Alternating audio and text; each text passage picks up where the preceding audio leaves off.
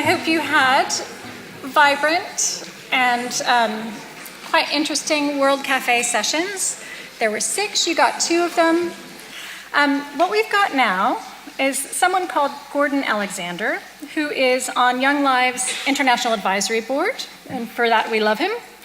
He also was director of UNICEF's research office in Florence, the Innocenti group that many of us use their products of very, very frequently. He's currently a consultant on social and economic policy and planning and strategy, but today, Gordon is actually a superhero. He's doing what none of us could do with, I'm sure, the ability that he's going to do it, and he somehow used his superpowers to catch just a few points from around the different World Café sessions. He's not claiming to cover the sort of tip of the iceberg even on all 6 of the sessions, but he's going to be able to give us a little window into some of the high points of the 6 sessions that were going on this afternoon, of which we only got to attend 2. So for that, I'm very grateful to introduce Gordon.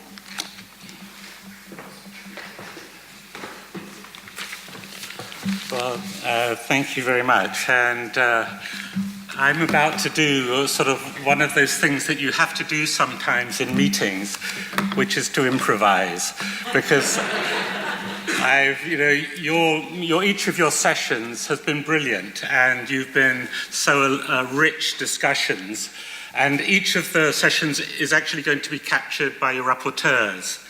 And we asked each of the rapporteurs to not only to capture the main takeaways, but to come up with the one big takeaway from their group. So in trying to give you that feedback, it's going to be very, very abstract or synthesized, but I think we'll try to just see what it looks like together. And then maybe we might make some comments. But I've also been asked to make the transition for the panel that we'll be having in the late afternoon on child poverty. And so I'll also do that. So I have also an incredibly strict timeline in terms of doing all this. So that's the mission impossible. But with the slide, could I just take the second slide? Okay, so this is actually the feedback. So what you have to do is you have to imagine each of these blocks, which would be saying incredibly important things to you. And I think that's the end of my session. But in the meantime, I'm going to try and do a very bad job of summarizing what each of the groups have said back to me, because, and I'm going to just wing it, as you also have to do. So the education group first, we tried to sort of say, what is new? What is something happening inside these areas? And what's the big action? And who should be doing it? That's the sort of kind of format which we have. And so the education group, which I think was really interesting in terms of their debate, because I sat in on it and I got a little bit lost in that discussion and I found it very interesting. I think they zeroed in on a number of issues, but the one that came up particularly was that the importance of schooling as a scalable platform for, sorry, maybe that will be, is that on my things? No, sorry, that the real need is the need for attention to equity, and that is where the research effort and policy effort is to come in. And it's to move away, perhaps, from measuring inequality. So it's the attention to equity, and it is to avoid some of the kind of perhaps dead ends of measuring, and how indicators can actually backfire and be the wrong incentives. And in terms of action, they suggested that we need to reconceptualize basic skill indicators to support research and policy. So that's the education feedback. So for child protection, I think the discussions there, I think, had followed on from the panel more in the morning. And what they're asking here is that greater emphasis on the intersections of structural and interpersonal violence in children's lives. And that's to try and for that, there is a need for a minimum set of services and trained personnel for child protection. So the idea of kind of focusing in on that intersection of underlying factors which are causing it, but also to have appropriate personnel there. And so our sort of child protection group came up with a very succinct one there. In nutrition, which was again the whole, in a way, was also a major shift. We're talking, which again picked up from this discussion this morning, and their main takeaway was that we need to have a change in our language from stunting to healthy growth. And I think that in that sense, that would provide the kind of re-incentive to programming away from one concept that maybe has achieved a lot, but maybe has had its limitations. And that should be over the life course. So the nutrition group emphasized this shift away from the current paradigm. The third one, the social protection group, I'm afraid I sort of, that one we haven't got them yet. We have? Okay. Would you want to perhaps give them then, Paul? Quick, just maybe read them, sorry. Sorry, we missed you on the queue. I guess in terms of the main takeaway, I'm summarising the group. I guess one of the main takeaway was that social protection of children is absolutely essential, but it won't do everything. It sits alongside a range of other bits of provision, and most of the discussion that we had was around governance, political economy, systems, and that's really the action, I suppose, is to understand more about what drives sustainable systems and how social protection sits in and alongside other factors. Thank you, Paul. Okay, so again, systems there.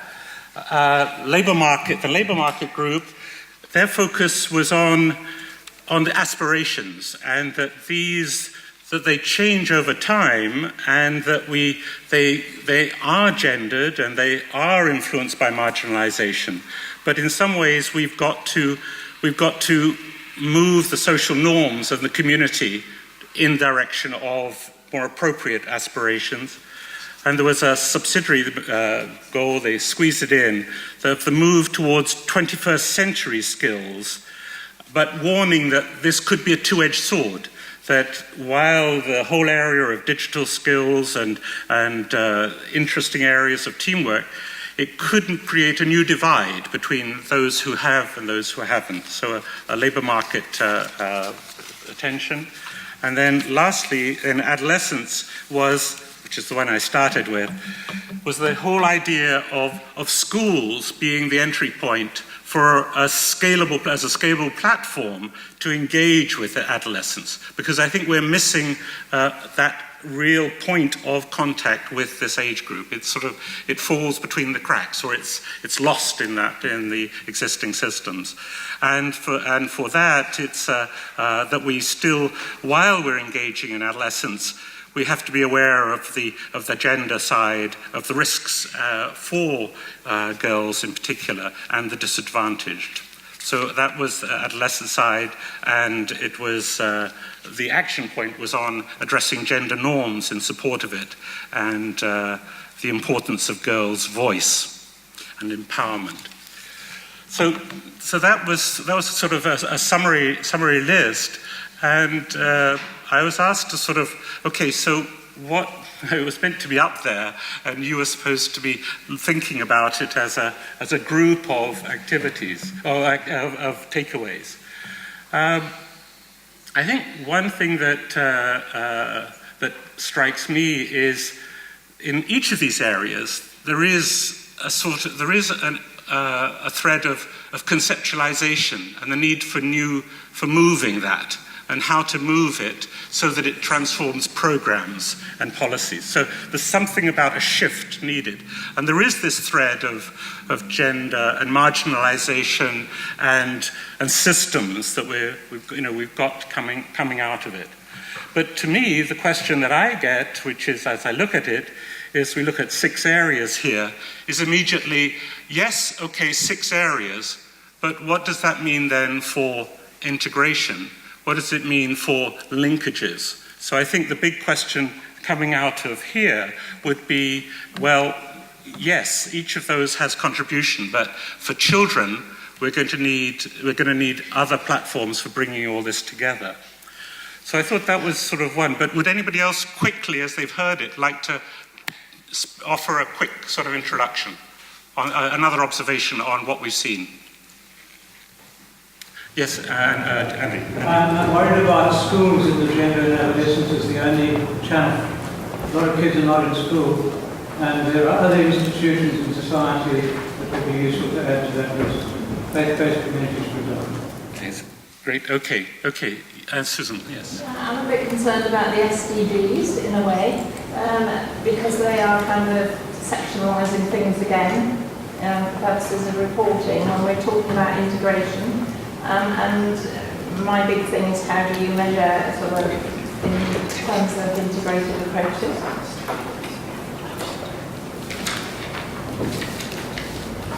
Okay, so, okay. Any other quick sort of last things? Yes, hello, yeah. Gender comes under adolescence, but not under the others. That's right. The life cycle aspect of each one of these, and children of different ages, is, I think, crucial. Yes, I think that was the theme of the morning sessions too, wasn't it? It's just, we've got to think about things much more in a life course, things. Maybe not even just stopping at early parenting, but also thinking about the consequences also of old age. I mean, if parents are migrating, then grandparents become critical carers in the home and also, so as a point there. Okay, so I wanted though while we've just thought about the group work, I also wanted, though, to make a couple of comments on what I've seen, though, in the analysis that has been done by Young Lives, because I think that's in the work that you've got there. There's something new happening, and I would pick out just 2 things. One is that if you look at it, you can see in the Young Lives analysis they are analysing by lower and higher deciles performance. What's happening to children between these two deciles. So that, I think, is opening the whole issue of inequalities and tracking them. So I think the Young Lives points to the Young Lives data in terms of opening up the debate in the SDGs on inequalities. And secondly, if I say, it'll be the whole issue of the country comparisons. We have the analysis of returning of the 4 countries. And I think that that's such an important part in terms of the contribution of the Young Lives analysis, because it is that comparative analysis between the 4 countries, all of which were going through economic growth. That's also the lessons to be learned from the countries. So I think the Young Lives analysis providing that is, I think, is increasingly going to be one of the contributions they're making to the SDGs.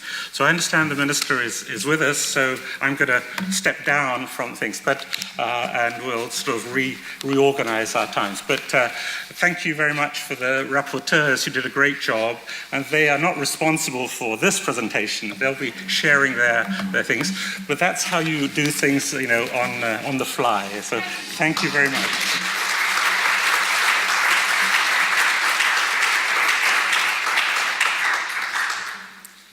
So it's my honour and my pleasure. I'm delighted to be able to introduce Harriett Baldwin, who is the Minister of State for Africa at the Foreign and Commonwealth Office, and also Minister of State at DFID. Would you like to take the floor? Thank you.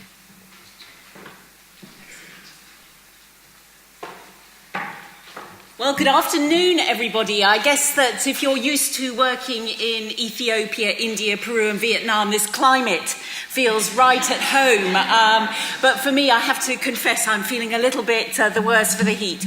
But it's really wonderful to be able to come here and celebrate with you the amazing work of this 15-year longitudinal study for Young Lives. And clearly it builds on the tradition and leadership that the UK has in this kind of research. I know this because my very own dear late lamented mother was one of the subjects in one of these post-war studies, and so every once in a while she had to go along and have her health looked at. So I know that there is a rich tradition of expertise in the UK. I know not all of you are necessarily associated with UK universities, but nevertheless, this study builds on some of that traditional richness of research. And as you know, we're passionate about the work that we're doing in terms of global education and 12 years of quality education. It is something that all of us as ministers, from the Prime Minister downwards, really, really believe in. It is crucial that the funding and the work that we put into it is based on the kind of solid foundations of research that this particular study has delivered. And I am particularly pleased to see that in terms of something that I think has become more widely recognised, more widely known in recent years, this importance of nutrition in the very early years and those the very early months of life. That has been very much borne out by the rigorous way in which you have approached this study, and with a particular focus on cognitive development in it, and ensuring that children are properly fed in their very first years is obviously a crucial part of the interventions that we are able to fund through the Department for International Development. And the numbers are really quite striking. 33 different countries where we have funded nutrition programs. And so far, by the end of 2017, we'd already helped 26.3 million children under 5. And adolescent girls and women of childbearing age with the relevant nutritional interventions. And we have the funding in place to continue with those interventions to reach another 50 million people by 2020.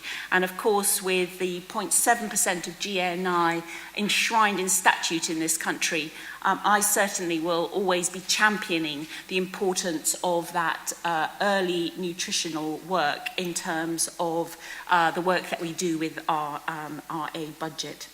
And I was also fascinated to learn about the work that has come through in terms of helping with some of the cultural shift that, you know, I think, to be honest, we have to live through, certainly in my lifetime, as someone who grew up in a world where people did invest a lot more in the education of boys than the education of girls. You know, entering Oxford at a time when there were only 5 all-women colleges and a few mixed colleges, you know, in my lifetime. So it's wonderful to see how the cultural work that has come out of this, some of the examples of working with a mother of a 12-year-old girl who really was able then to articulate why she wanted her daughter to complete education and find a good job afterwards. You know, that has come out loud and clear in terms of this study.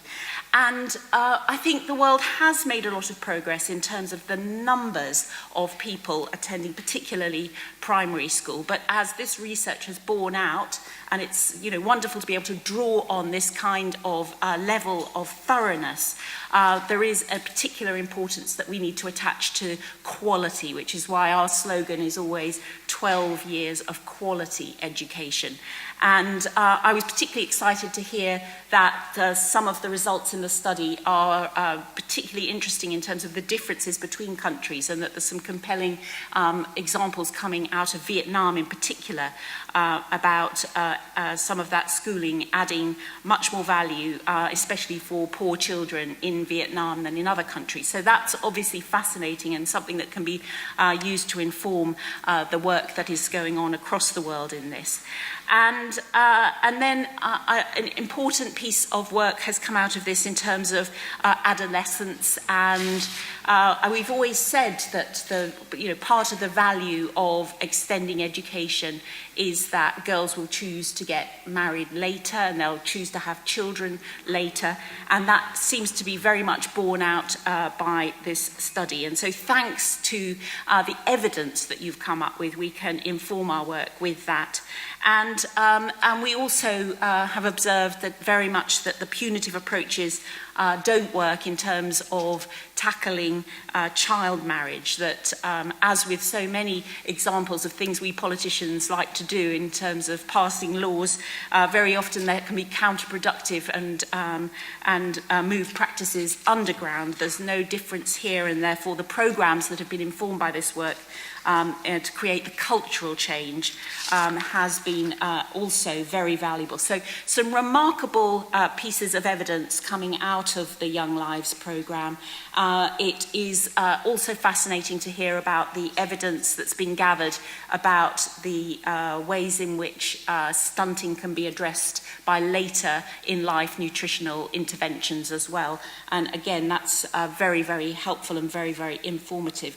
And then one of the barriers that does frequently get cited, and in fact more and more is coming up in terms of discussion around keeping girls in school, is the issue around puberty and menstruation and what a barrier that can be to remaining in secondary school. So it's very helpful that this has provided such compelling evidence for that, because that can then inform some of the programs that, and we obviously already do fund programs in this area, but fund programs that come from some of the additional funding that we've announced. So I think in terms of our commitment to keeping girls in school for that, to those 12 years of quality education, the important work that's come out of this study that will help inform our work in ending violence against women and girls, really, really fascinating study. And so I'm very, very pleased to be here on behalf of the department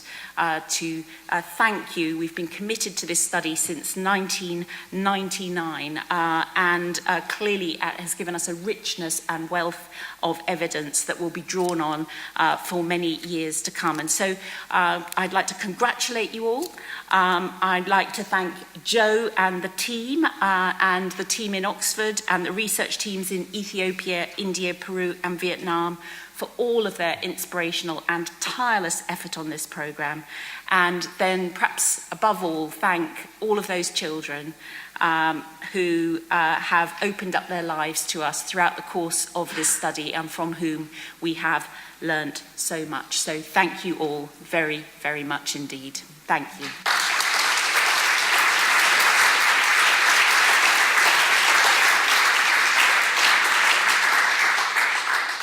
And now I'm hoping that I will be able to introduce Shiva Kumar to give the keynote speech. Shiv, where are you hiding? You're over there. I just had that sudden horrible feeling. Oh no, he's not in the room. But Shiv is going to share with us his keynote speech and obviously has made an incredibly important contribution in this very, very valuable area of work. So thank you very, very much. It's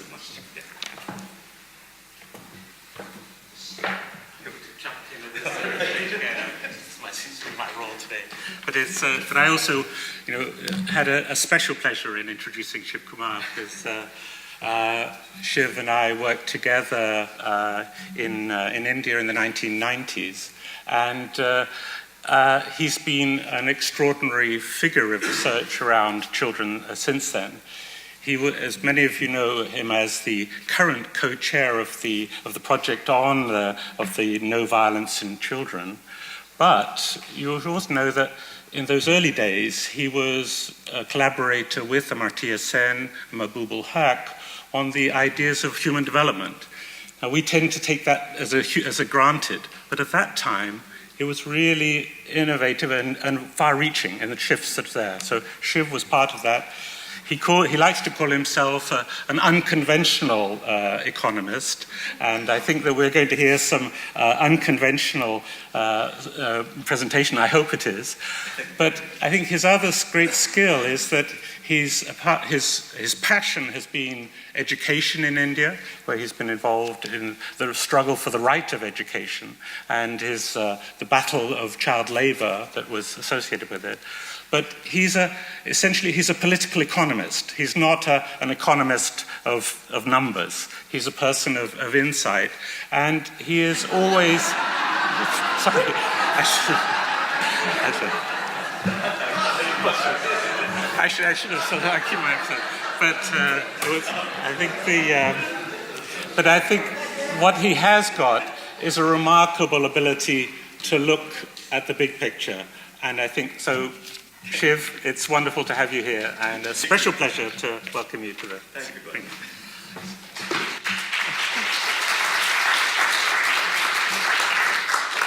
Good evening, and as you can see, I'm under great pressure now to show how insightful I can be, unlike others the whole day. So thank you very much for inviting me to participate in this day-long conference. I shall be returning to India with my head buzzing with new ideas to develop and more research to pursue. Today, I would like to address three broad questions relating to social science research and childhood poverty. One, how well has social science research contributed to our understanding of the enhancement of children's capabilities and the ending of childhood poverty? Two, why is research more important today than it has been in the past? And three, how can we ensure that social science research stays relevant in the post-truth era, as it's now come to be called? Let me begin by reflecting on the contribution of social science research to our understanding of children's well-being. I notice an unfortunate reluctance to support research on childhood poverty, even by many agencies of the United Nations and bilateral agencies that have traditionally done so. Thank you. Why has the grumbling against social science research been growing? There are at least two commonly cited reasons. First, policymakers and program administrators seem to be in a hurry. They are impatient. They need instant solutions. They say they cannot wait for 5 or 10 years for the results of research to inform policy and practice. And in any case, by the time the results of research are out, the world has changed, so rapidly changing. They question the usefulness of research for the future when the focus of research is on the past. Second, most public administrators and now increasingly funders believe that there's really no need for any further thinking on the what and why of the problems. Everyone knows what to do, what works, what doesn't. Therefore, the focus has to be on implementation, and that is the need of the hour. Let me begin by saying that both these charges against social science research are not fair, neither are they true. Why do I say that? There are a number of reasons. I still recall an old UNICEF posters in the 1980s that posed a question on top of a child's smiling photograph, and the question asked, what would you like to be when you grow up? Talk about aspirations. And the answer at the bottom was, in capitals, alive. The primary focus of enhancing children's capabilities then was on first-generation problems, and child survival was a priority. And the world figured out a number of techno-managerial solutions, such as immunization and extending the reach of ORS to reduce child mortality. Today, we have moved well beyond child survival and are beginning to pay attention to thriving and the flourishing of children's lives. And research has been contributing, I would argue, in significant ways to understanding of second-generation problems of childhood. For example, it has been pointed out several times that only recent research has thrown up the importance of investing in the first 1,000 days or in early childhood development. To give another example of the useful contribution of research, a solid body of new research has established that acting early is the key to preventing mental health problems. In a recent paper, Professor Vikram Patel of Harvard University, for instance, identifies 3 sets of epidemiological observations that underlie the opportunity to reimagine the prevention of mental health problems. The first is that regardless of the clinical phenotype of the mental health problem, childhood neglect and deprivation, which takes a range of forms from adverse family circumstances and the effects of poverty to exposure to abuse and violence, is a very strong risk factor. The second observation is that the majority of mental health problems encountered in adulthood have their origins before the age of 24 years. The third observation, which neatly triangulates with these findings, is acting early in the life course from birth and some would argue from the fetal stage through to young adulthood to modify social environments is likely to be the most promising investment to prevent mental health problems and realize many other goals, including better educational outcomes, better physical health, lesser social dysfunctions in the population. So such insights and research can go a long way in shaping policies, strategies, and programs. To take this, one of the lessons from this is that operations research from the field is increasingly pointing to the need for integrated and comprehensive approaches. To take Professor Patel's arguments further, he says, if you look at the field of early childhood development, early child development practitioners tend to focus on cognitive development in the first few years of life. He says child mental health practitioners tend to focus on emotional and behavioral problems in children and adolescents, and adolescent health practitioners focus on social determinants and risk behaviors in adolescence. Yet the evidence emphatically shows that the phenotypes, both those describing diverse mental health conditions and those reflecting a range of risk behaviors, share similar determinants, and that it is the cumulative experiences of adversity and protection across the early life course which provides the best prediction of adult well-being. Similarly, if we are to end violence against children, we need to look at all forms of violence across all settings simultaneously. This is because it is now evident that violence occurs across an interconnected spectrum, and working in silos quite doesn't help. So when it comes to children getting impacted by violence, what happens at home spills over into what happens in schools, and what happens in the community influences what happens at home. So in practice, the translation of this evidence calls for convergence at the level of every platform of the response to young people's well-being.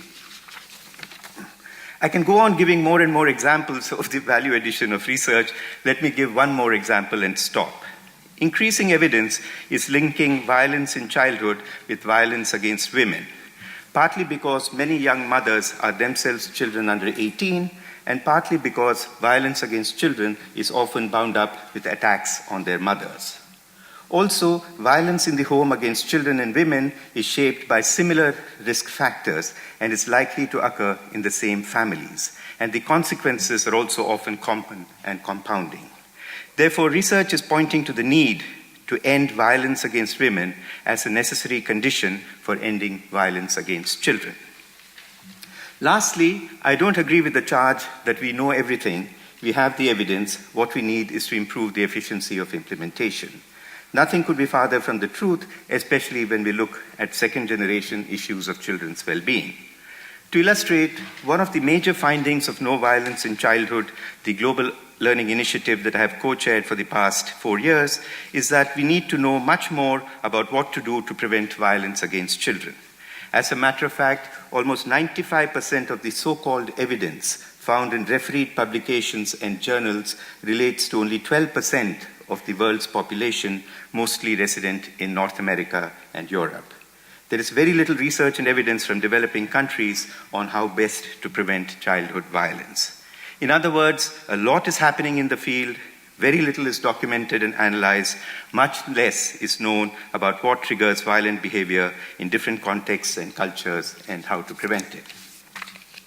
Just to pick up another thought this morning, only 42 countries, as was mentioned, have data on physical violence and 40 on sexual violence against adolescent girls. When it comes to boys, data on physical violence against boys is only available for 6 countries, and on sexual violence in only 4 countries. Similarly, we know very little about violence and discrimination faced by children on account of disability, appearance, sexual orientation, HIV status, racial, ethnic, or religious identity. We also know very little about children who are trafficked or are forced to migrate because of war and conflict. Clearly, more research is needed to find out both the scale as well as the different dimensions of violence against children. Let me move to the second set of comments on why is research more important now than it was before. First, we face a real challenge in the development sector today because what you see is not what you get. This is especially true of the developing countries, where I find there's an increasing congruence in the space of commodities, but a disturbing divergence in the space of opportunities and capabilities. Even the poor in urban India, for instance, have access to television today, mobile phones, social media, and the internet. Young men in the slums dress the same way as any other young person would do, in blue jeans and t-shirts. Young women in slums are beginning to use the same cosmetics as the others, notably film stars, who are used to advertise shampoos and all kinds of beauty products by these corporations that are selling shampoos in sachets, affordable sachets, so as to reach the bottom of the pyramid. This has created a false sense of economic equality, when in reality there's a persistence and entrenchment of social inequality. It's, however, important to bear in mind that the improvement in standards of living may reflect physical transformation and even economic transformation, but growing opulence need not be accompanied by social transformation. To give you an example, according to the National Family Health Survey conducted in India in 2006, 54%, by the way, it's a higher proportion of women than men, 54% of women agreed that a husband is justified in beating his wife for one reason or the other. 10 years later, when the same survey was conducted and India's per capita income had more than doubled, we find that in 2016, 52%, down from 54%, 52% of women continued to believe that a husband is justified in beating his wife. Clearly, becoming richer does not mean that social norms and values will change for the better. Why isn't this happening? Research can offer good reasons that go beyond simplistic son preference and anti-female explanations to a more sophisticated analysis of gender, discrimination, patriarchy, and the denial of freedoms. A second reason why research is important today is because we live in a so-called post-truth era, where facts are distorted and lies are fabricated. Experts are branded as intellectuals and therefore irrelevant. By appealing to the emotions and repeating assertions several times, ground realities get buried and lost in public discussions. Some of you might know that in the field of development evaluation, where I work, this is referred to as the replacement of evidence-based policy making by policy-based evidence making. That's why we need more and better research to keep us on the right track and not get derailed by half-truths and untruths. There's a third reason why, therefore, we need good research. In the coming years, we're likely to be bombarded with statistics that show the absence of inequality, the reduction of discrimination, and the end of poverty. We will need good research to examine the validity of such claims. This is a good moment to recall what Carl Sagan said: absence of evidence is not evidence of absence. It is quite possible that traditional indicators, which we saw this morning too, of childhood deprivation and poverty may not effectively pick up nuances of inequality and discrimination. For instance, that an equal proportion of boys and girls attend schools today may not reveal really what happens inside the classroom, namely the differential and preferential treatment of boys over girls. So there is another reason why we need solid social science research. We will need to look carefully at what lies behind the numbers and what the truth is behind the numbers. To do this, in the true spirit of Agenda 2030 and the SDGs, researchers will need to think of different ways of generating evidence, new indicators, new measures, and innovative ways of capturing data that throw light on the freedoms that people enjoy and the flourishing of young lives. A fourth reason is that only research can help understand causality and getting to the roots of the problem. In this connection, I would like to flag two developments that have become, if not are becoming, super fads. The first is the growing popularity of randomized controlled trials, despite how expensive they are. It would be a big mistake, in my view, to put all our eggs in the RCT basket. And I think this was it was a suggestion that came up during the discussions as well. RCTs may be the best available method for correcting sampling biases and improving quantitative analysis.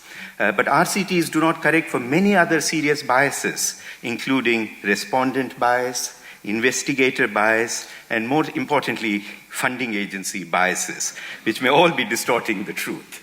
So we definitely need to look beyond RCTs and certainly not undermine the importance of qualitative methods and mixed methods. The second is the increasing emphasis on the use of big data, machine learning, and artificial intelligence. We should not forget that machine learning, at the end of it, is a ramped up version of correlation. And we all know that correlation isn't causation. Machine learning can be used to make prediction, but prediction is not solution. In public policy and social science, we need to think about causality. Machine learning is not a substitute for causal reflection. And that is why research is so important.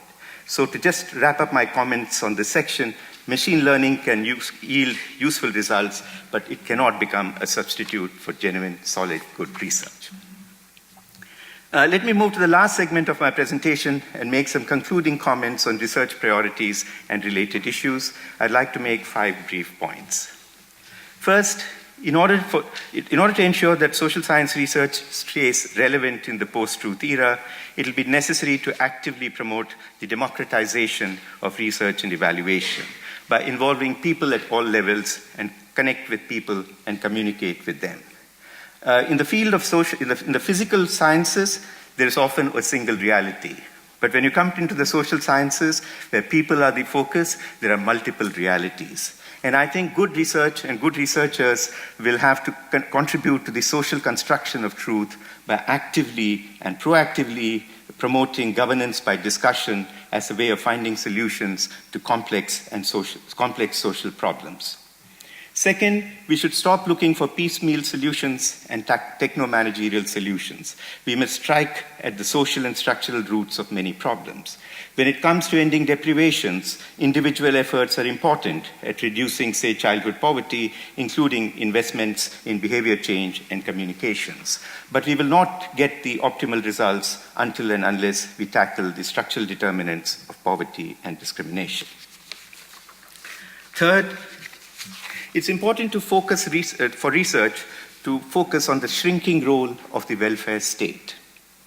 And I say this because I find in India and many developing countries that the state seems to have given up an important role of providing public goods. For instance, the state has failed to provide clean drinking water. So as citizens, we have found private solutions. We buy bottled water or get water filters put in our homes. The state has not been able to contain levels of pollution in New Delhi, one of the most polluted cities in the world today. So as citizens who can afford, as residents of Delhi who can afford it, we have found private solutions to the public goods problems. We buy face masks or we have put air purifiers in our houses. So is it with schooling.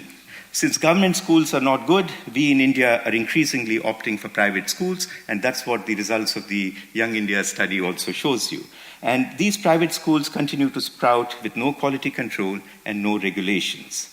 What is the vision of the welfare state in India? Can we afford to let the welfare state not provide even basic education to children? Research is needed to understand what is accounting for state failures. Fourth, this brings me to a related issue. If the state is failing to fulfill its responsibilities, can society rely on the profit-motivated private sector to safeguard the interests of children? Unfortunately not, I would argue. The fast food and junk food industry doesn't seem to care about the nutritional fallouts on children. It is sad that even in the United Kingdom, I believe you're setting a goal of reducing obesity by half by 2030. The advertising industry doesn't think twice about enticing children through cartoon characters to persuade their parents to buy all kinds of foods. The toy and gaming industry doesn't bother about the ill effects of introducing children at a very early age to crime, bloodshed, murder, and violence. This is not to deny the potential of the private sector, but to point out that policy formulation and regulation of the private sector needs to be backed by solid research and analysis of what really makes a difference. Finally, as an economist, there you go, got it. I want to point out that we need much better economic analysis to inform policies that address issues of childhood deprivation. For example, in the UK, as I was flying in, I find that UK criminals are exploiting the young. The article said that the possession of lethal weapons by young people is getting normalized. Obviously, research alone can unpack the sad story of the interconnections between trauma and dysfunction at home with truancy, deprivation, poverty, and the denial of opportunities.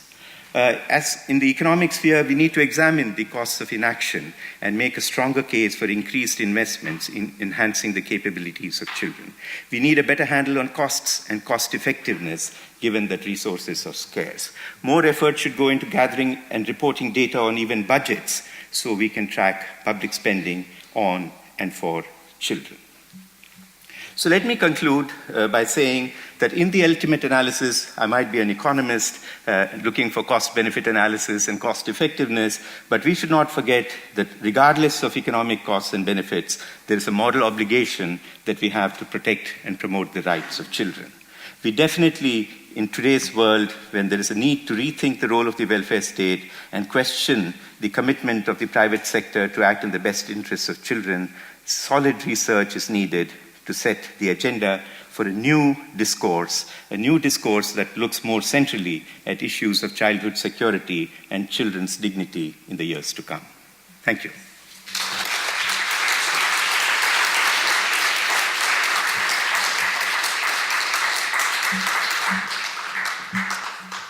Thank you ever so much, Shiv, for a rich and I think equal parts congratulatory, encouraging, but also challenging talk. We much appreciate it, and I think you might have noticed that we showed our appreciation by giving you double time because it was top quality stuff, so it was great. Because we do need to keep to time, I'm going to ask that you hold the rich questions and comments that I'm sure you do have for Shiv until drinks after, when the day ends at 5:30. I'm going to hand over now to the Child Poverty Panel, which is chaired by Helen Pearson. And Helen is not a Young Lives insider necessarily, but she is a longitudinal study insider, even though more so perhaps than the Young Lives crowd. In Young Lives, we've been at it for 15 years, but Helen spent a good amount of time researching a book on a 70-year longitudinal study that she might say a few words about later. She published that research in a book called The Life Project, which was lauded by The Observer, the British Medical Association, and The Economist as one of their top books of the year recently. And I know many of you are fans of that book here in the audience. Helen will introduce the rest of the panel, and over to you. Can I just ask my panel members to come up? That would be great. Thanks so much. So thanks very much for holding out till this last session.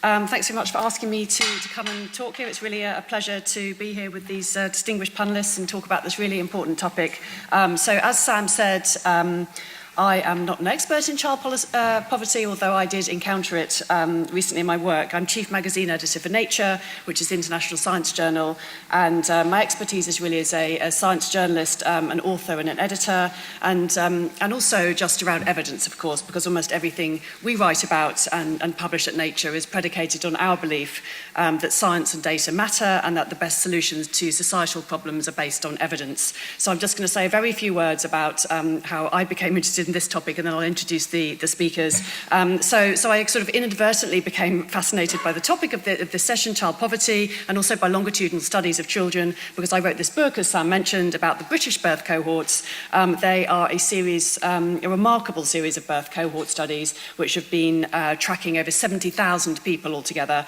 over 5 generations, starting in 1946, which I gather that Harriett's mother might be part of, based on what she said.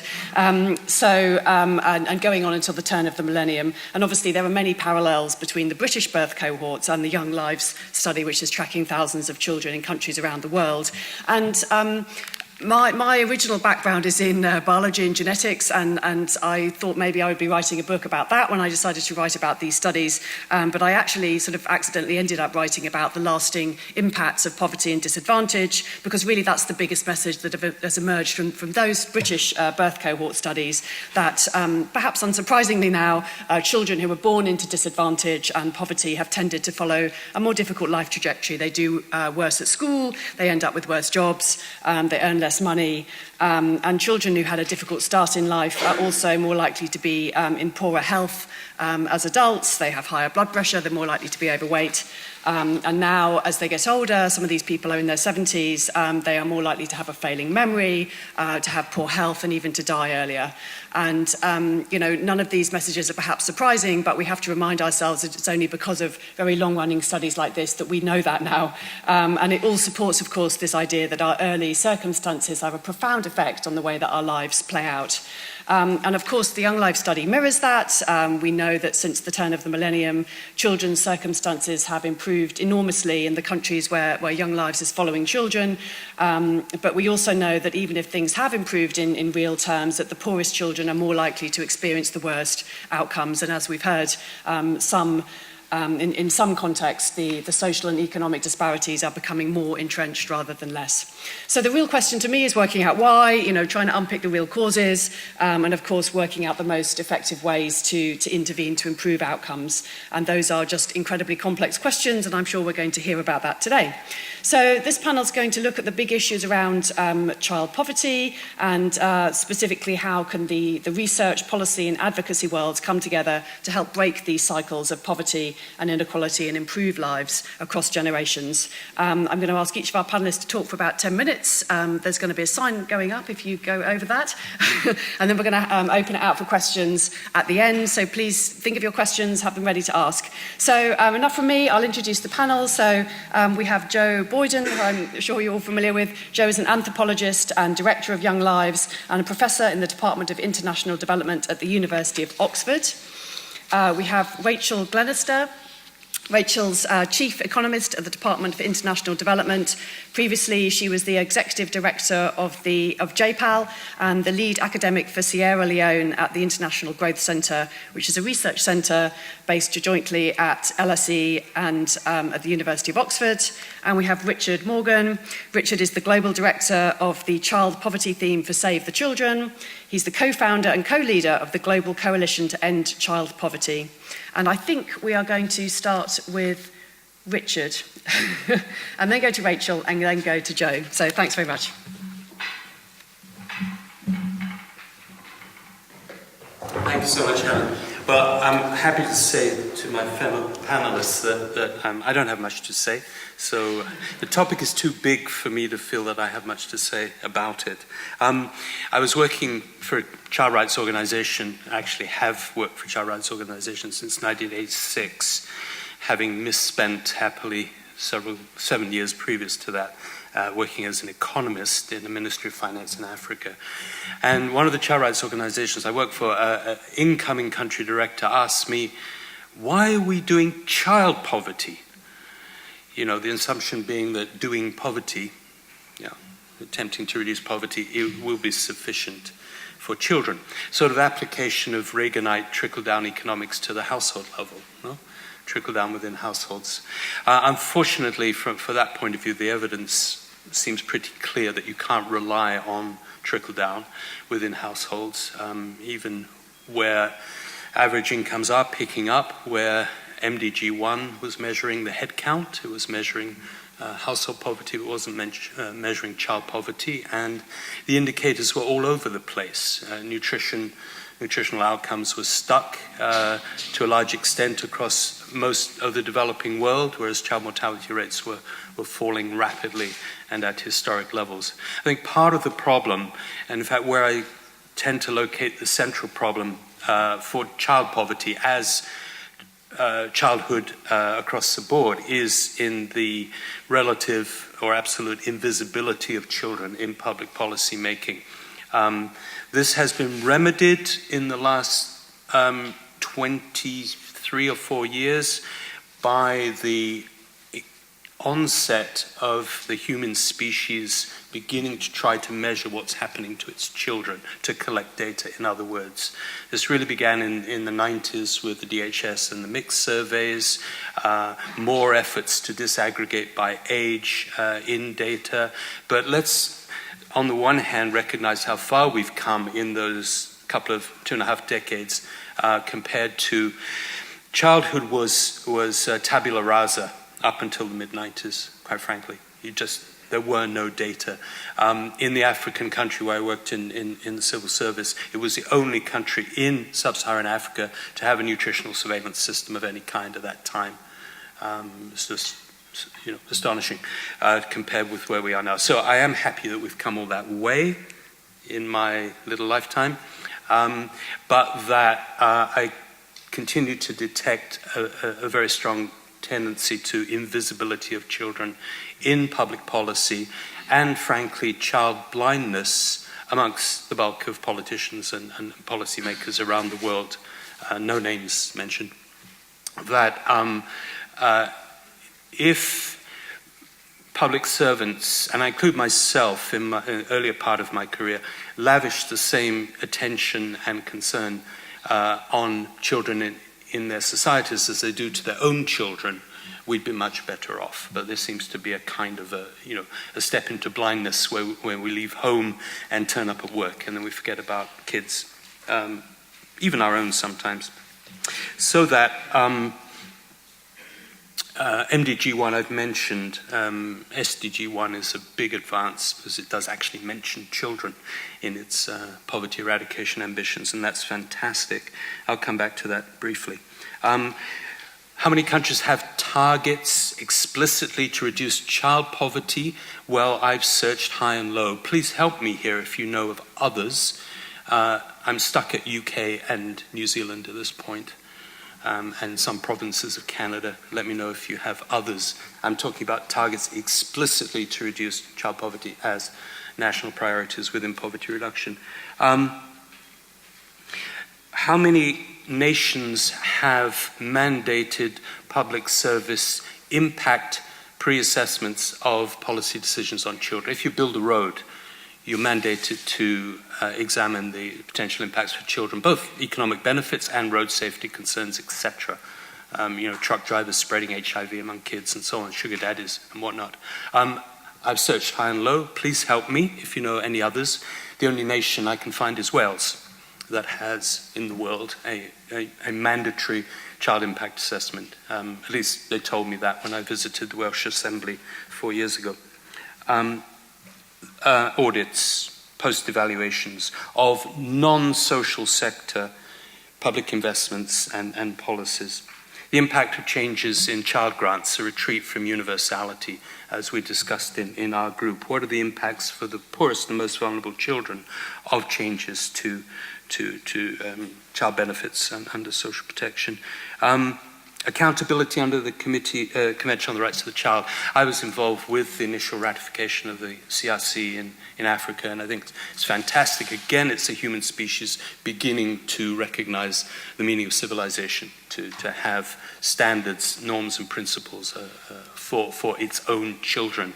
And yet we know that the committee, which I think does fantastic work on a tiny budget and minimal resources, doesn't have enforcement mechanisms. It can only cajole and persuade, as is the case, obviously, for the universal periodic reviews in the Human Rights Council and the SDG reporting mechanisms. Is this sufficient for children?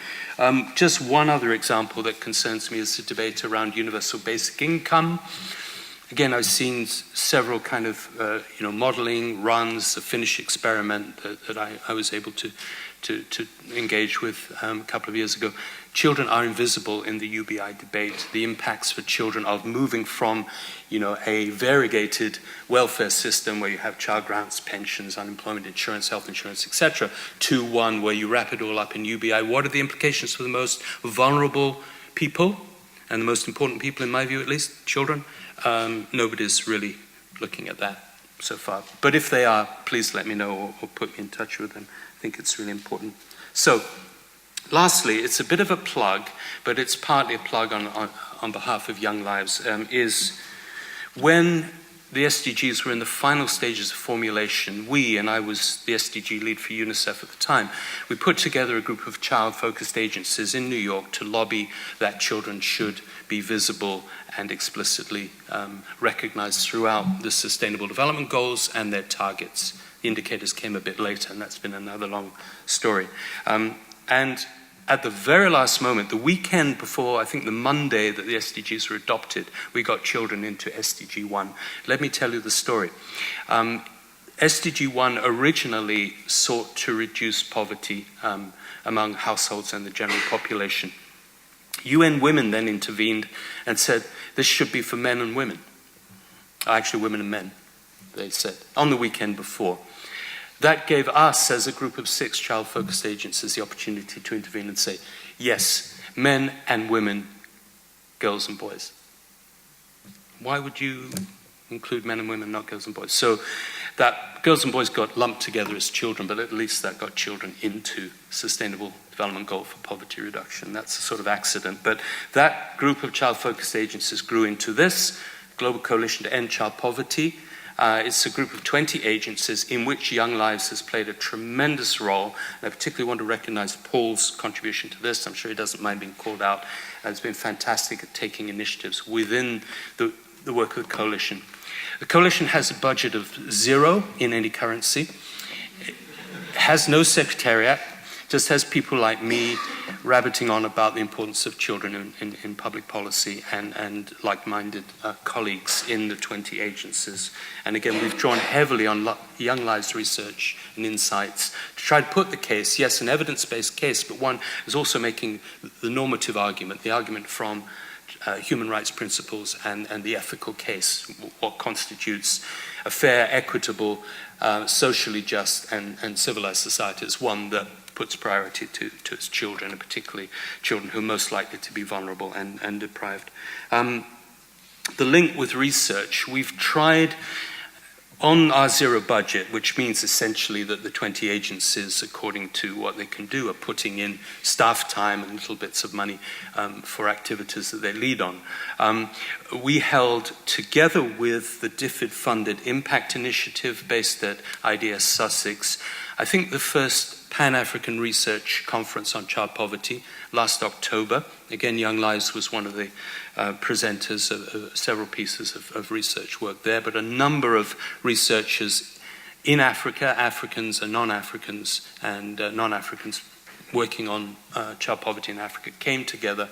And in my 40 years, I think it's the best conference I've ever attended, not just because I was interested in the subject matter, but because the other 149 people at the conference were obsessively interested, minute by minute, in what was going on. So we are seeking to build on that.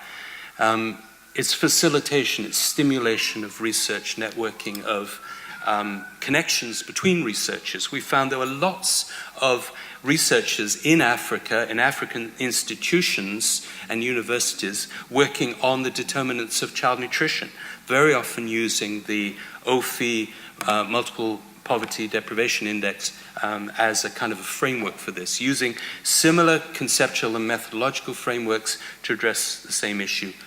Connect, get some cross-country analysis there, get researchers in touch with each other, not being isolated in their own countries. I mean, there's a strong, for example, research community in Nigeria, in South Africa, in Ethiopia, and so on. But beyond the national boundaries, researchers aren't aware of each other, not talking to each other. That's kind of role that the coalition is attempting to play. And there are 2 spin-off conferences. Next step, closer to policy and practice, will happen in Uganda in September, and another one on equity and social justice in New York in October. So I'll really end with the thought that, for me, I think the most powerful single issue is measurement. That if we get, and I think this has been said before, but I'm looking a bit more now at the economic data. I think we've looked at the data across different dimensions of child well-being, but the economic data are also important. They're part of the picture. I know the OFI MPI doesn't include economic data, which is brilliant. As an economist, I'm happy when economics is put firmly in its place rather than being the dominant discipline and everything measured by GMP per capita rather than child stunting. I have my own views on child stunting. I'm slightly more in favor of it than some of the previous speakers. But the point being that economics is not everything, but it's part of the picture. So the World Bank, for the first time in human history in 2016, for anybody, World Bank together with UNICEF issued estimates of extreme poverty among children. to my knowledge, again, the first time in human history that such estimates had been attempted, 385 million children. And most important point possibly is that children on their estimates are twice as likely to be in extreme poverty as adults, far more likely than the general population to be extremely poor. This is partly because larger households tend to be more extremely poor, but it's also a reality, even if it's a statistical kind of logical outcome. It's a reality. So measurement of poverty among children, all its dimensions, including the economic. As part of the coalition, OFI, Oxford Policy Human Development Index, has developed now a child version of the MPI that's going to go into the merger with the Human Development Index that OFI has agreed with UNDP. So we're going to have a headline measure of multidimensional poverty that is disaggregated or both statistically and analytically for children, which I think as well is fantastic. And then the final point is the importance of children's narratives, own narratives and perspectives. I would give equal, similar weight and validity to these quotes that Young Lives has been so brilliant, and the narratives and personal testimonies that very poor children have provided through the initiative. We've tried to do similar in Save the Children. It's not systematic at all. We've heard as well from Plan UK and others as how they've been doing it. This has got to become systematic and scientific, I would suggest, in order that children's voices ring loudly in our own adult brains. I almost said adult brains, as we get older, and that we never lose the music and also the pain as well as the joys of children's own experiences going forward. Thank you.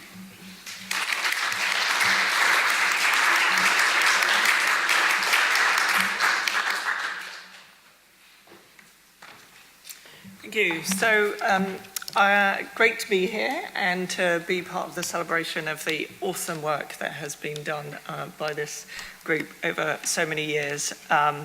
It's data that I and my colleagues and students have all drawn on over the years, and I've been hearing that from so many people recently.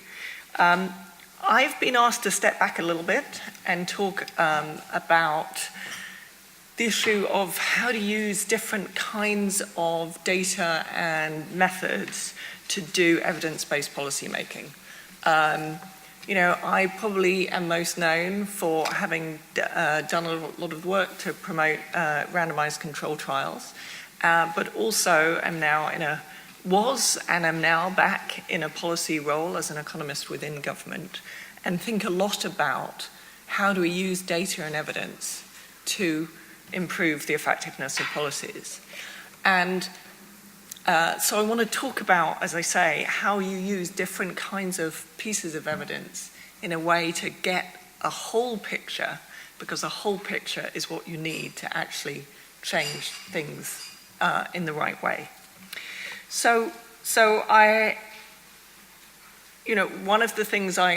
one of the phrases I always use when I talk to people about this topic is, you've got to bring your whole toolbox. When you come to doing evidence-based policy making, you've got to use your whole toolbox. You're not just using one instrument.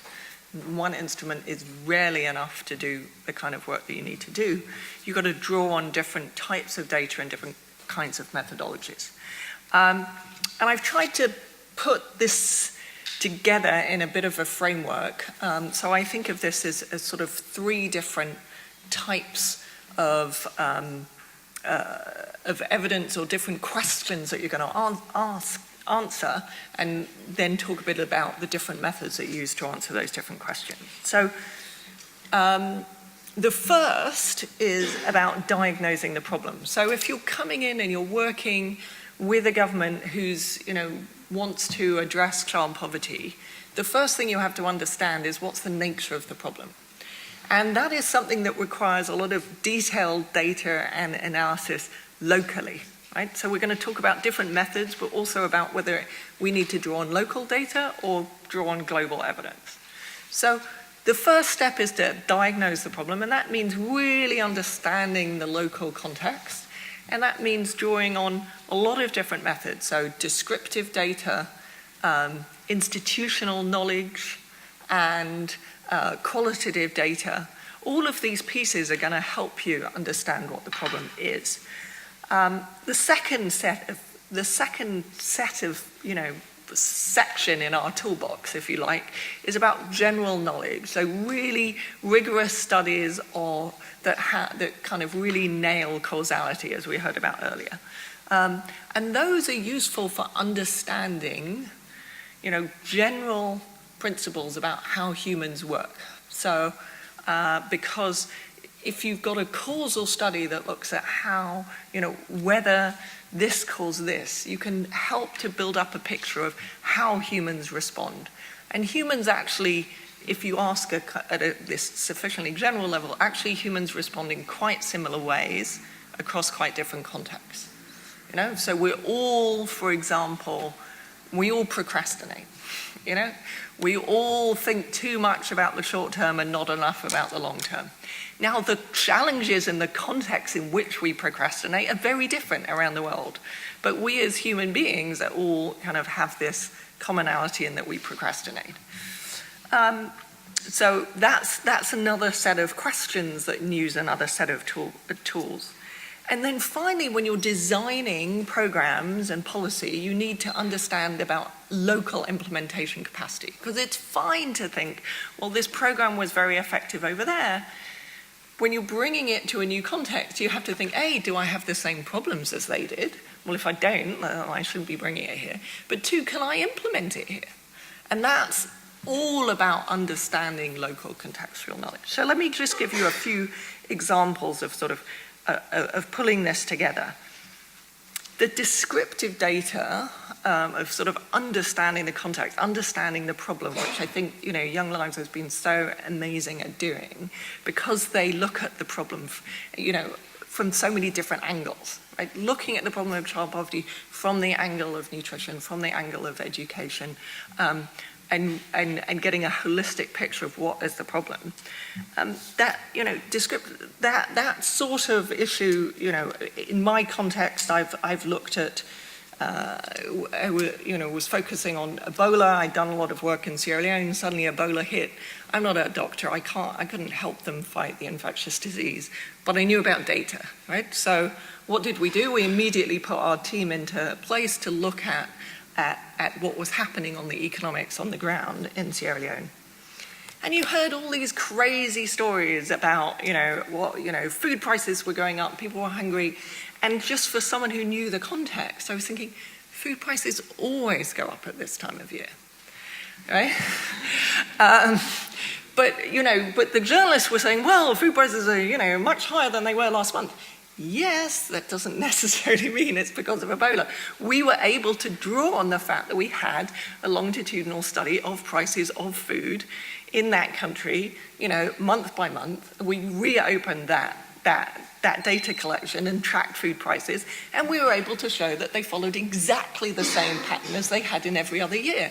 But you can't do that unless you had that descriptive data. It wasn't causal, it wasn't RCT, it was just describing over a longer term what was happening to an outcome, and it was extremely important and powerful in challenging some of the perceptions. In the second, so I think Young Lives has been really important, and, descriptive data is really important in kind of understanding the problem and focusing on, helping us focus on what the real issue is. The next step of kind of general knowledge of, really understanding causality really carefully is something that RCTs do, but it's not the only method that you can use to get at causality. So, I've seen people one of the benefits of a big panel study is you've got all of this data, and then some policy shock happens, and you're beautifully set up to do a difference in difference or use some of these other mechanisms that the economists and other rigorous analysts use to kind of understand causality. But as I say, that kind of work is really good at answering a specific question really well, which is very different from kind of understanding the nature of the problem, which needs lots of different elements. So I've talked a bit about kind of how you need to use different kinds of data to answer different questions. The real trick of using evidence to change policy is bringing it all together, right? Because it's no good when you go in and try and persuade a government that they need to change the policy to just present your one piece and walk away. That's not how policy happens. That's not how change happens. There's two things wrong with that. One, your piece is only ever one part of a much bigger picture. So you may know your RCT, you may know your descriptive evidence, you may know your panel data. But they don't want to only hear about that. They need to see how that fits into a bigger picture of what's going on. And you're much more convincing if you can explain how this piece of evidence fits with everything else. So, we talked about, procrastination and there's lots of good behavioral work about how people don't invest in preventative health care. And there's good causal studies on that. But that's so much more convincing when you pair that with just basic descriptive evidence of how people underinvest in preventative healthcare around the world. So you go in with, being able to explain, and show that you understand the local context, but you can also bring this good knowledge of the international causal data of, what might work elsewhere. So what's wrong with just going in and presenting and going away is two things. One, you've got to understand all the evidence around you and what's relevant for them. And second, you can never just present and walk away. Evidence-based policy making is a partnership, right? It's a partnership between researchers and evidence providers and the people making the policy. You've got to work together over many years, often, building up the trust, understanding that you're listening, showing that you're listening to them. You understand their problems, you're listening to them. Otherwise, why on earth are they going to trust you to just tell them the answer and walk away? It's just not going to fly. So I guess I leave you with, if you want to get into this business, if you are in this business, if you probably know all of this already, but if you're doing more of it, we've got to do, yes, rigorous work, yes, longitudinal work, but we've also got to build partnerships of trust on both sides, where we each bring different things to the table, and that's how evidence-based policy works.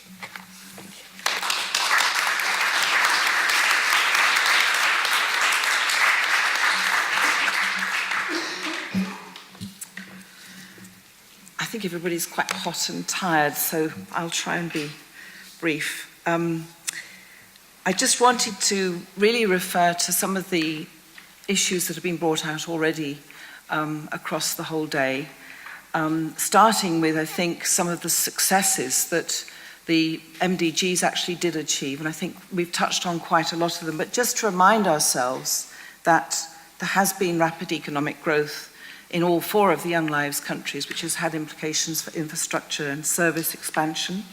In some cases, the gains have been greatest for the most marginalised children. That's really important. There's been remarkable intergenerational transformation, and we've heard about differences in height, differences in education outcomes, and so on. That's really also very central.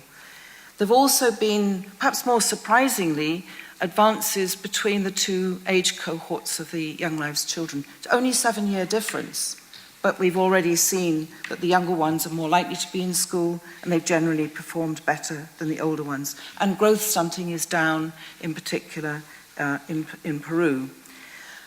Fundamentally, we've seen a palpable desire for change. in all of our young lives, families and children. This is perhaps talking about children's voices, the single most important narrative, the question of aspirations for children's futures. Children's futures, but also children are in the position of expectations that they will also lift their families out of poverty. I think the other thing that's worth noting is actually the disparities based on gender are perhaps less pronounced than we might have expected at the beginning of the study. I've been quite surprised by that. In many cases, and in many of the different aspects of children's development, boys have not necessarily fared better than girls, but perhaps even more importantly, poverty has been a bigger driver of disparity than has gender. So I think those are some of the really big picture advances that we've seen. But I just want to refer to 5 challenges, I think, going forward, and gaps, deficits, if you like, for policy.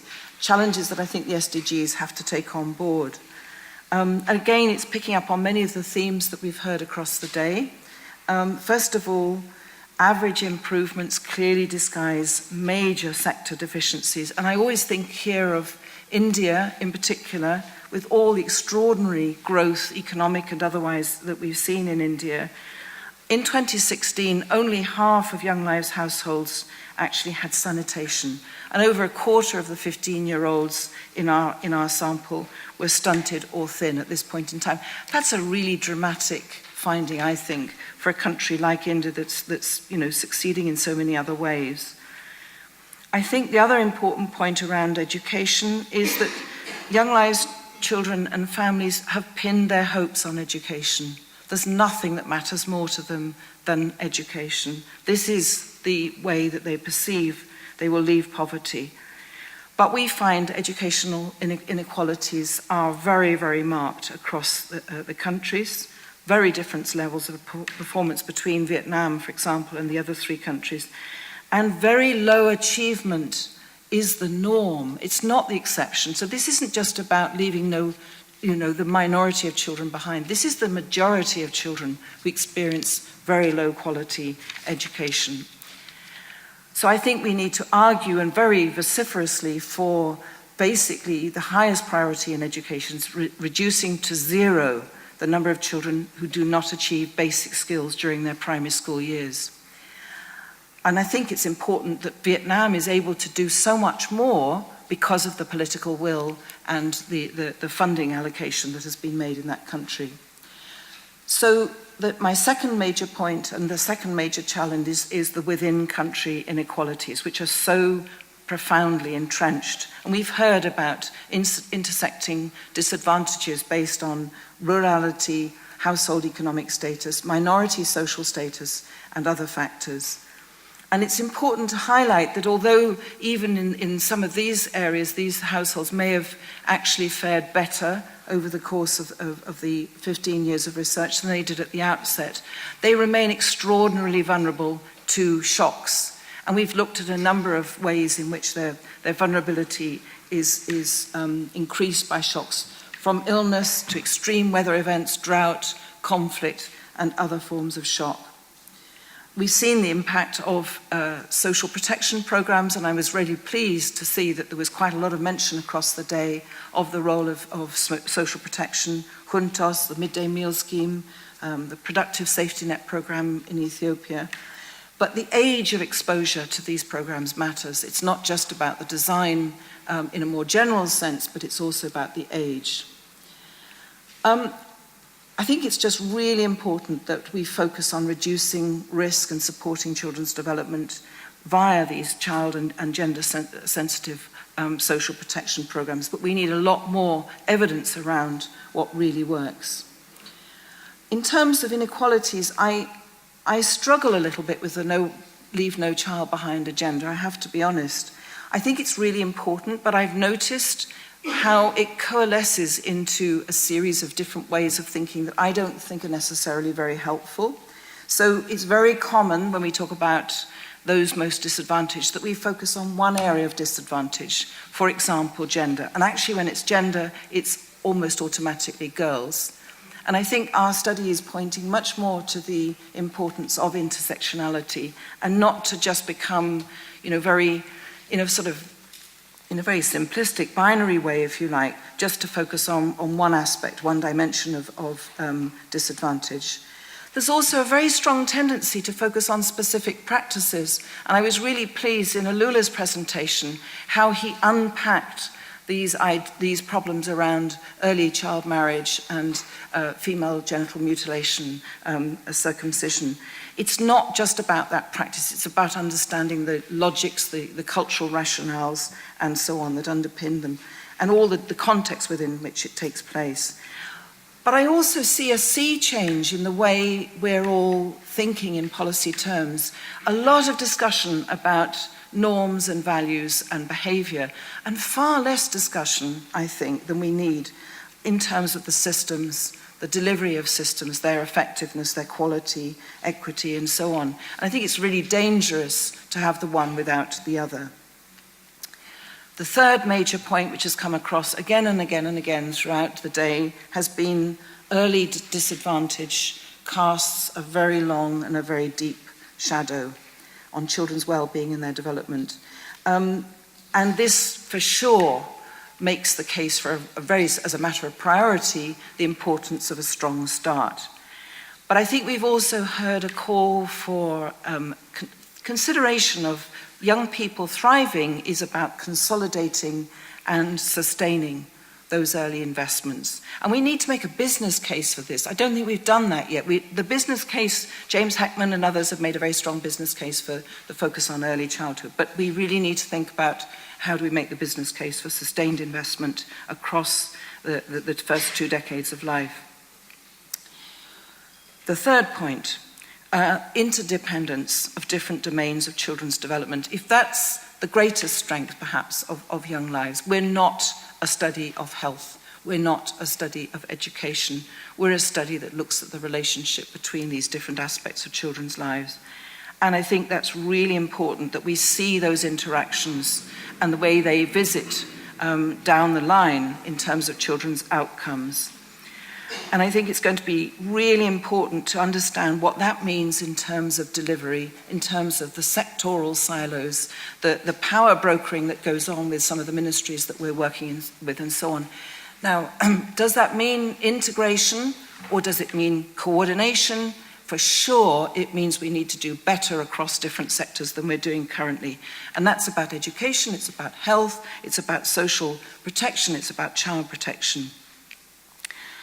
And I think it's all very well to talk about building on the rising school enrollment, and we've had a lot of discussion of this, and how, in particular, adolescents. I think Andy made the point that, yes, schools are important platforms for adolescents, but of course an awful lot of adolescents are not in school, or for them it's a toxic environment.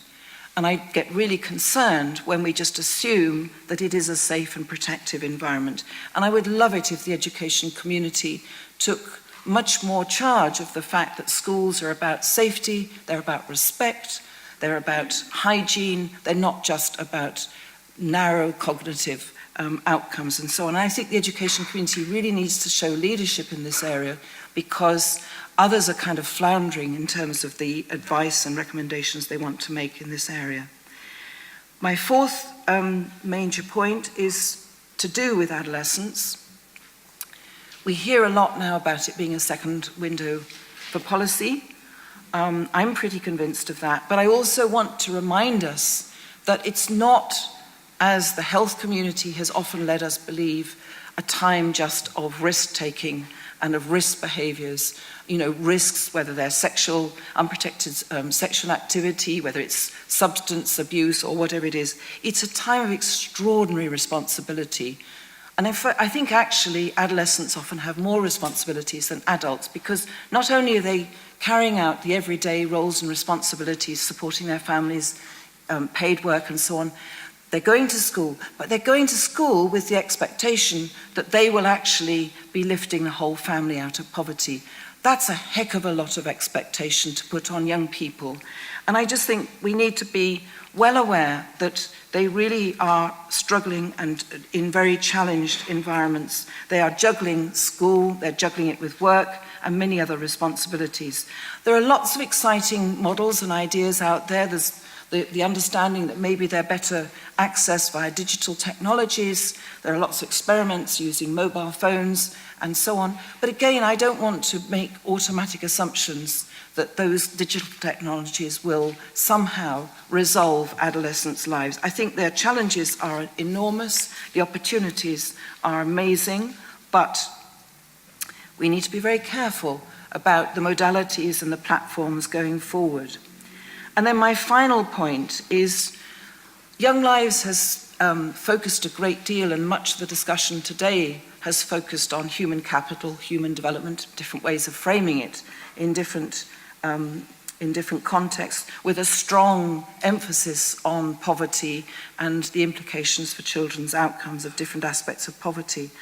But I would just like to remind us that SDG 8 is about decent work and economic growth. Young people really care about getting decent jobs, but the supply for this age group seems to be retreating, and it's increasingly limited. And I just want to leave us with the thought that, it's one thing to think about the demand, it's one thing to think about those aspirations, the way that services have improved children's chances. What about the opportunities? And what are we doing on the supply side? I think that's a really big challenge going forward for the SDGs. Thank you.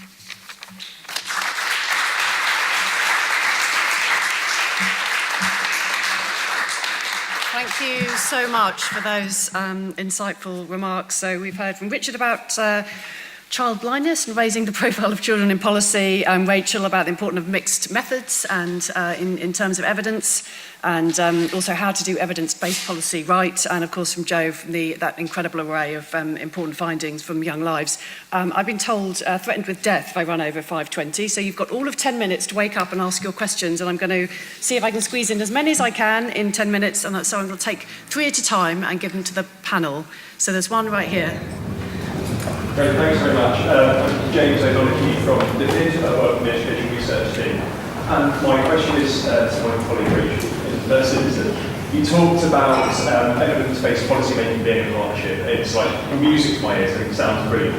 Could you perhaps share a case study of where you've seen that work well in your experience, and then link to that to Jo's third point around the multi-sector nature of childhood services and sectoral silos making that quite difficult? Perhaps you could each share some reflections, if you have any, on how evidence-based policy making using the trusted partnerships you spoke about can be applied in that context where it is difficult to find the correct sectoral blending point. So any reflections on that would be welcome. Thank you. I'm going to take 2 more just in case they're overlapping, so we're going to deal with them all at once.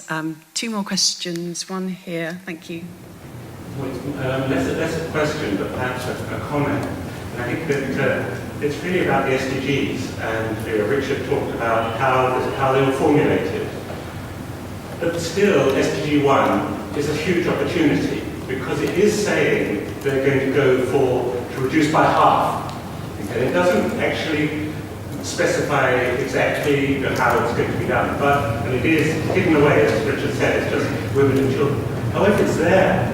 So I think the question really is that we have to put a children's face onto the SDGs, and that needs the kind of narrative that we were talking about, both Richard was talking about. We need to be able to describe what is child poverty in each setting, and I think that's the sort of area of research where so much is needed, because we've got to be in issues like cross-cutting issues like child poverty and gender equality.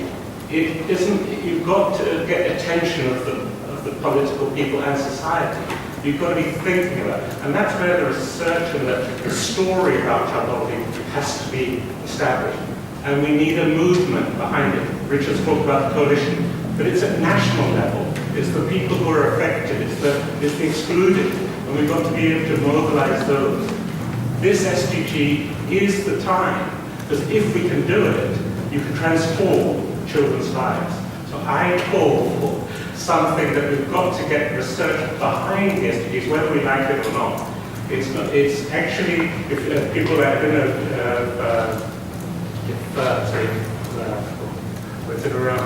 in terms of SDG, this is less space than was there for the MDGs and the previous Decade for Children goals.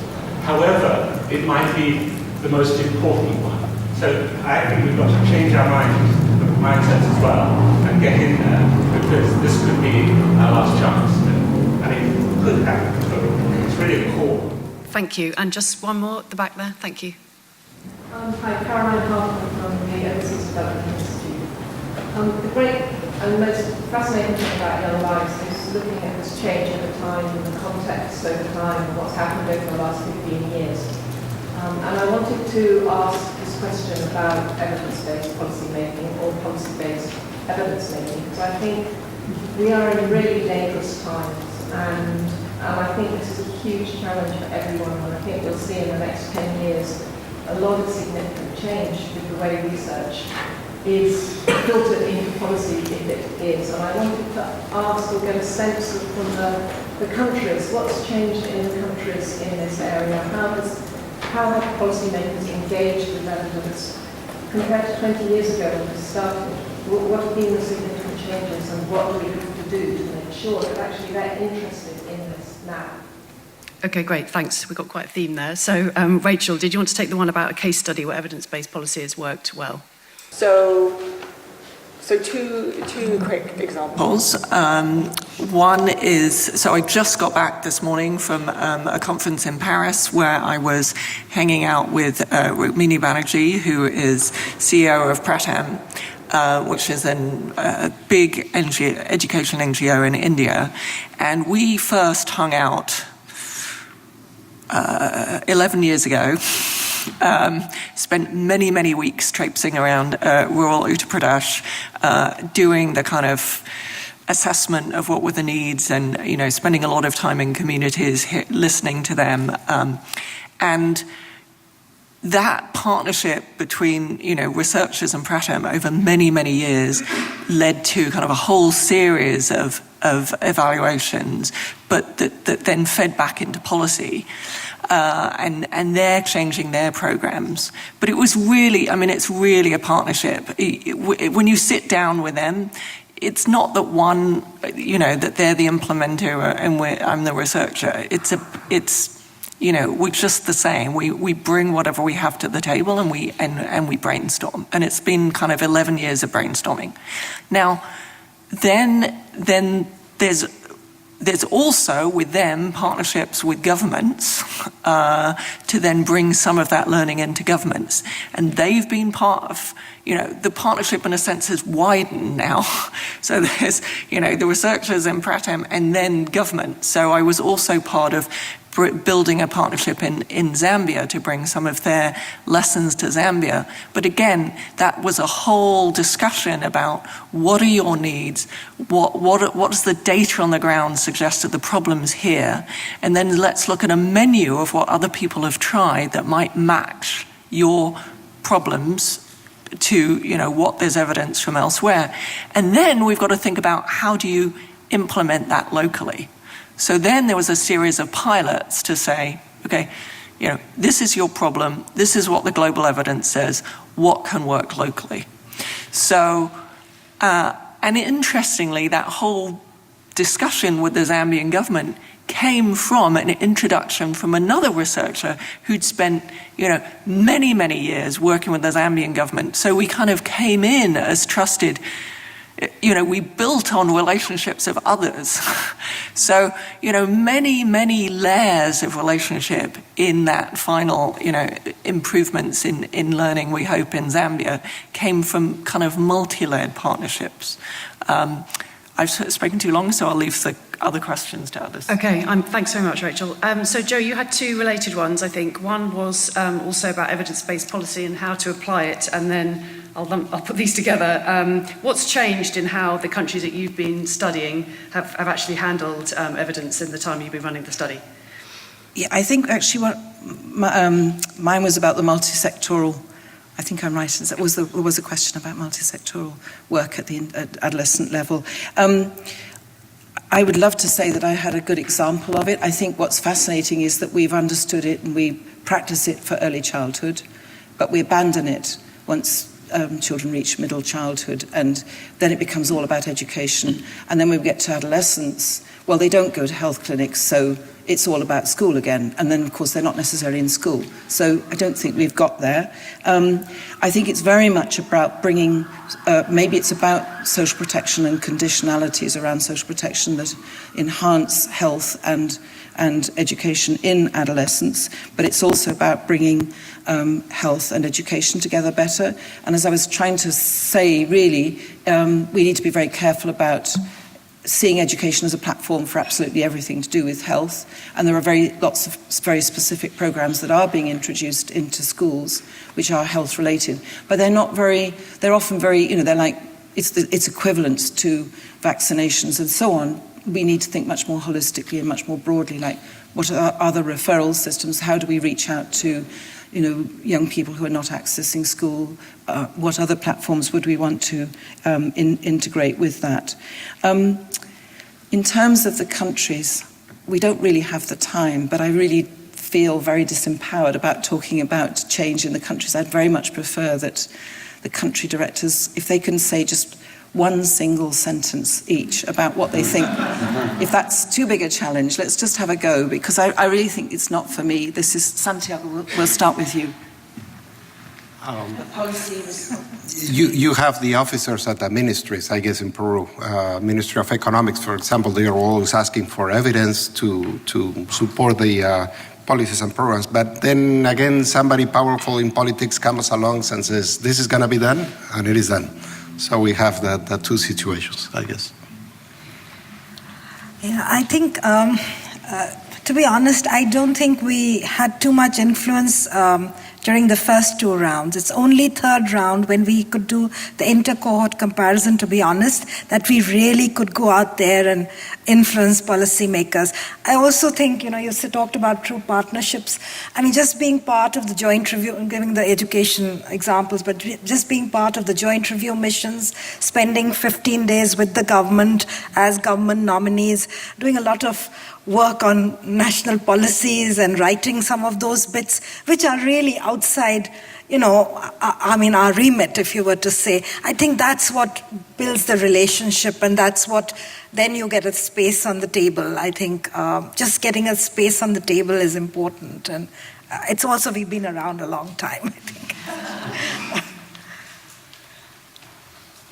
Okay, I think that over the last few years in Vietnam, the evidence-based policy making is increasing, both from the demand side and the supply side.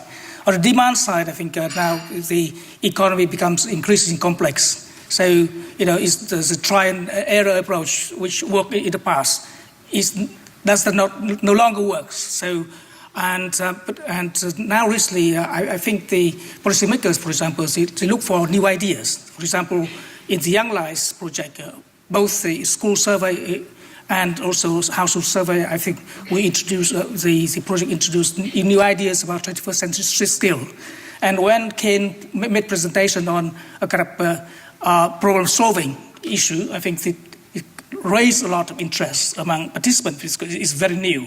So I think that we can take it forward in the future to bring new ideas, with new evidence on new things. And on the supply side, I think it's really good because in Vietnam we have abundance of data sets, and research capacity increase. So I think that what we observe over the last few years is that demand increases and also supply side. I think the good things are happening. So that's I'm very optimistic.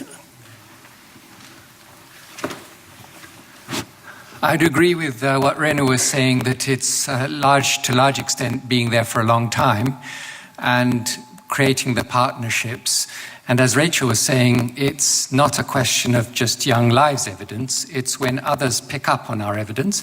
So in Ethiopia, the Child Research and Practice Forum within the Ministry of Women and Children's Affairs was a wonderful venue for people across, from government, from international organizations, from NGOs, local NGOs, to find a common ground and present research and discuss it in such a way that the government began to take evidence much more seriously. And in 2017, the Ministry of Women proposed a national children's policy, which was approved by Parliament. The Ministry of Youth proposed a youth strategy. And so a kind of a building up of evidence where Young Lives evidence is only one part of a broader coalition to try and bring evidence to the table. Thank you so much. And Richard, you haven't had a chance to speak. We'll make this the final word, and then we're going to wrap up. Gordon's call for national movements backed by research to address the SDGs for children in the national context. My comment on this is, I agree. I couldn't agree more. I mean, I want to link that to the idea that we need champions for children. Yes, it's important to hear from children, listen to them, be affected and influenced by children's own views and perspectives and understanding of their own situations, including of extreme poverty. But adults need to speak up for children as well, responsibly, with conscience. And without that, children's voices are always going to be marginalized. So if it's possible to become a prime minister running on a priority platform for eliminating child poverty, as New Zealand has shown, let's see if other politicians are willing to do the same. Hope so. Okay, fantastic rallying cry to end on. I know you're probably desperate to get a drink, so I'm going to wrap up. So just ending on that call for a movement to end child poverty and champions for children. Just want to thank our speakers, Rachel and Richard and Joe. Thank you very much indeed.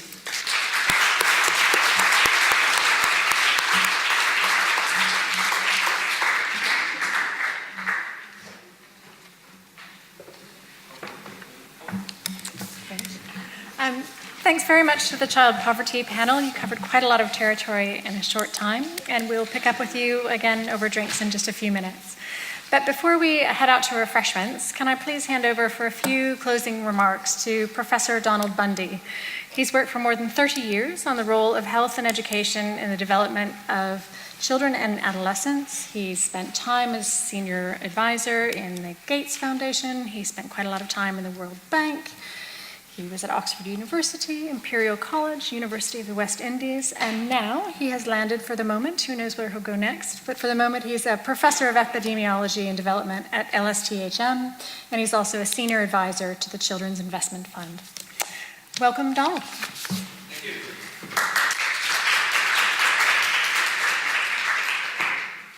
Many of you'll guess it's been a lot longer than 30 years since I started doing this, but I try and, it's my vanity.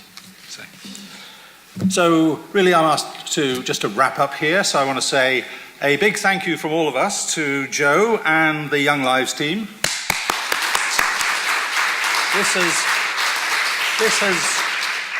This has totally not been your grandfather's meeting or grandmother's meeting, right? This has been an extraordinary meeting, a really stimulating meeting, a meeting that's brought together the topics of education, child protection, nutrition and health, social protection, labour markets and gender, all of those being discussed at a high level all around one topic.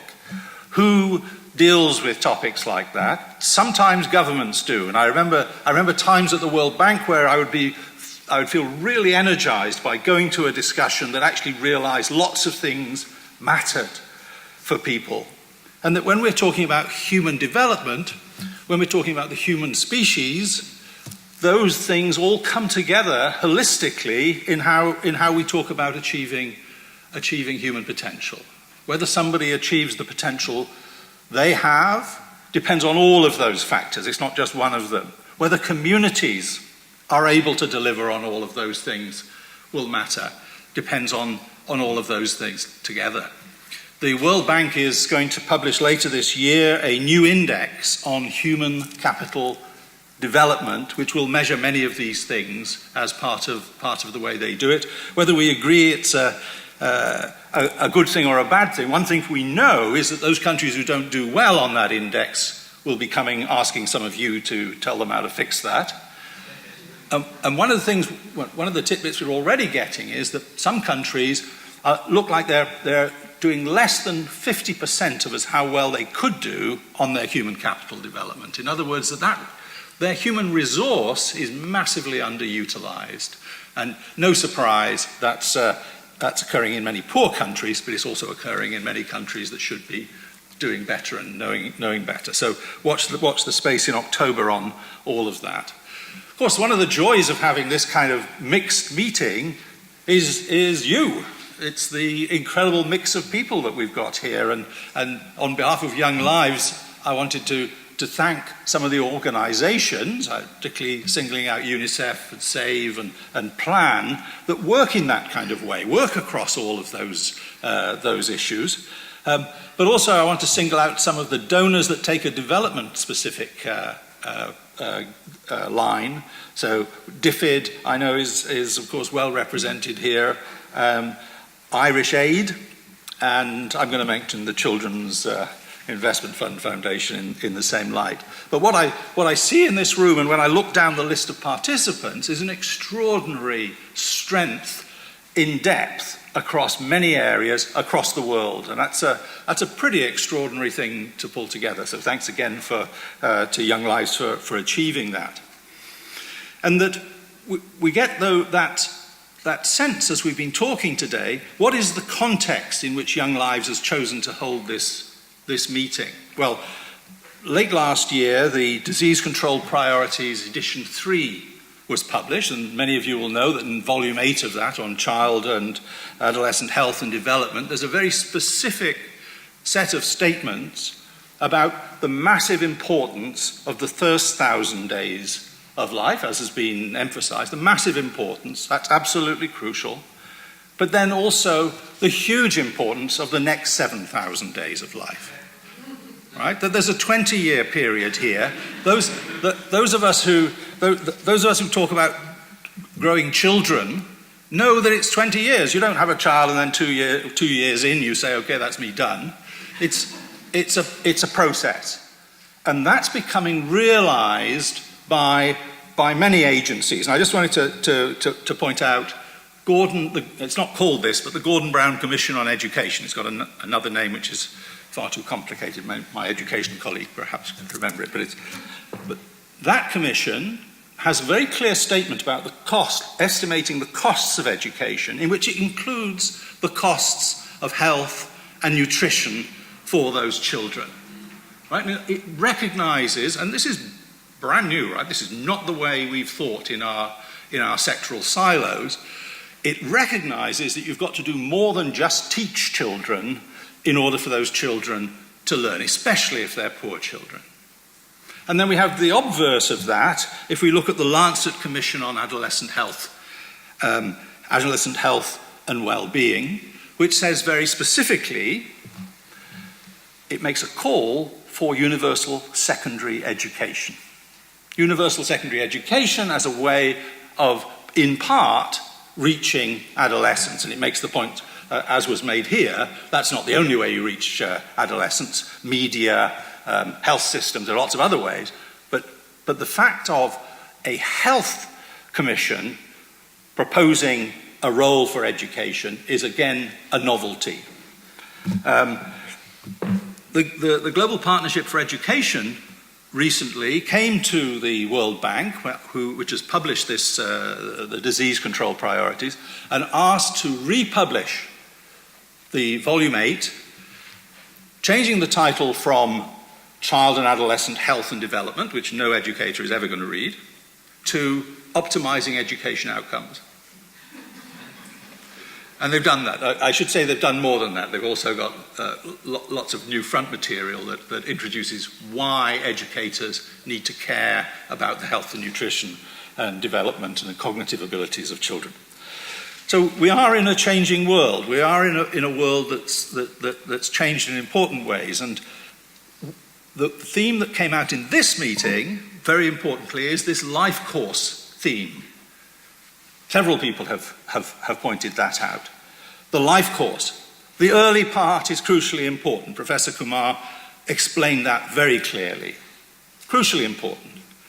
Middle childhood also has its vulnerable periods. We know now that there are probably twice as many deaths in middle childhood as we thought there were, for example.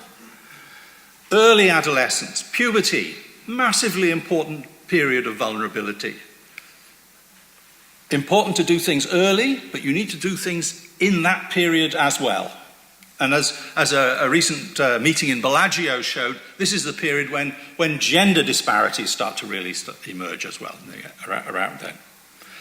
And then, of course, you have late adolescence, and there's a long list of issues, many of which were picked up by Young Lives in its older cohort. Gender gap widens, mental health issues first emerge, agency strengthens, behaviours become set for life in that period of growing up.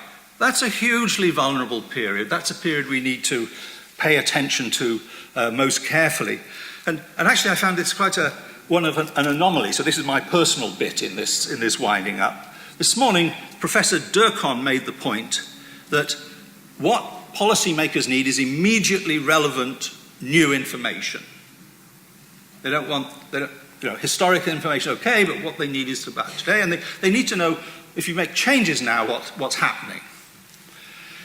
The old cohort that what Young Lives has looked at, now around 20, I think, something like that, and you've got this, as Rachel said, observational data on that kind of group, very important information. But you've also got this second opportunity, which is this inter-cohort comparison, which for me actually is one of the most interesting pieces of the Young Lives work. And you're only up to 15 on your inter-cohort work. Why would we stop at that? That seems to me not the right. One of the saddest things I heard today was that the aspirations of young people, of 12-year-olds, declined to the age of 15. And that was true in all 4 of the countries. Strong external validity, as we find with this evidence. Well, what's happening after that? I want to know. I totally want to know. I think this is the sort of thing that will determine how we can understand the world in which we live in. So I feel there's an opportunity there that needs to be looked at. Final point. We're in a new world. We're in a new world. 2015, the MDGs came to an end, and the SDGs started. We've talked a bit about that. MDGs, that's kind of my generation, very siloed. Education, the youngest group will focus on primary. Health will focus on under 5 mortality. That's the way it was all set up. Actually, enormously successful. SDGs, the new 2030 agenda. Suddenly, everybody wants to do everything. In health, it's universal health care. In education, it's primary and secondary and tertiary education all come into that picture. We have an extraordinary time then that we're in, an extraordinary moment where we are looking in the same way as we've looked at things in this meeting, in that holistic way. Suddenly the silos are looking at the same people. Don't tell them. The health people are actually treating the people who are getting educated, right? That wasn't true with the MDGs, right? That wasn't the same. So we're in an exciting time. The world needs people with your expertise, with your breadth, your adaptation and understanding, your range of skills. And I would say the world needs Young Lives. And I'm sure we all now need to go to the reception. Thank you very much.